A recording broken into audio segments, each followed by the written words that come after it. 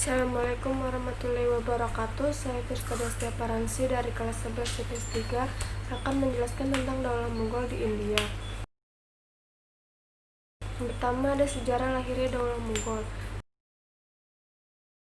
Daulah Mughal dirintis oleh Zainuddin Muhammad Babur pada tahun 1526 sampai 1530 Masehi. Ia adalah salah satu cucu dari Timurland.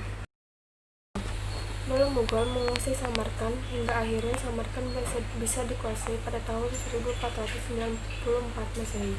Kemudian Paman Ibrahim Lodi bernama Alam Khan dengan Daulat Khan meminta bantuan kepada Babur hingga pada tahun 1525 Masehi Punjab dikuasai oleh Babur. Setelah Punjab berhasil dikuasai, Babur beserta pasukan bergerak ke Delhi.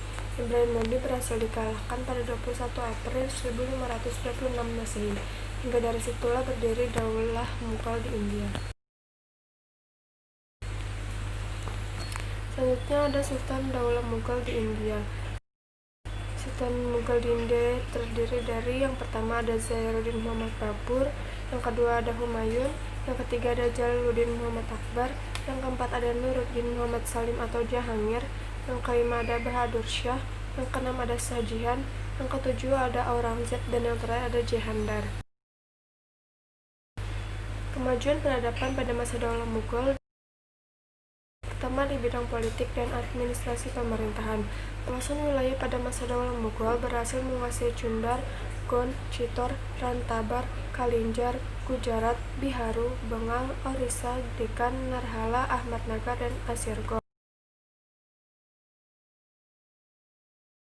Di bidang pemerintahan, Akbar menerapkan politik toleransi sulahul atau universal.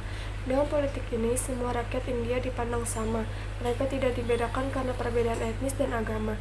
Pada masa Akbar, terbentuk landasan institusional dan geografis bagi kekuatan imperiumnya yang dijalankan oleh elit militer dan politik. Selanjutnya ada di bidang ekonomi. Adanya sistem pemerintahan lokal yang digunakan untuk mengumpulkan hasil pertanian dan melindungi petani. Setiap perkampungan petani dikepali oleh seorang pejabat lokal yang dinamakan Muqaddam atau Patel. Kaum petani dilindungi hak pemilikan atas tanah dan hak mewariskannya, tetapi mereka juga terikat terhadapnya. Pada masa Akbar, konsesi perdagangan diberikan kepada The British East India Company atau EIC, yaitu perusahaan Inggris India Timur untuk menjalankan usaha perdagangan di India sejak tahun 1600 Masehi. Selanjutnya ada di bidang agama. Pada masa Akbar, perkembangan agama Islam di kerajaan Mughal mencapai fase yang menarik, di mana pada masa itu Akbar memproklamasikan sebuah cara baru dalam beragama, yaitu konsep din ilahi. Din ilahi bukan sebuah ajaran tentang agama Islam, namun konsepsi itu merupakan upaya mempersatukan umat-umat beragama di India. Selanjutnya di bidang seni dan budaya, Abu Fadl menulis Akbarname dan Aini Akbar yang berisi sejarah Mughal dan pemimpinnya. Daulah Mughal termasuk sukses dalam bidang arsitektur. Taj Mahal di Agra merupakan puncak karya arsitektur pada masanya, diikuti oleh Istana Fatpur Sikri peninggalan Akbar dan Masjid Raya Delhi di Lahore.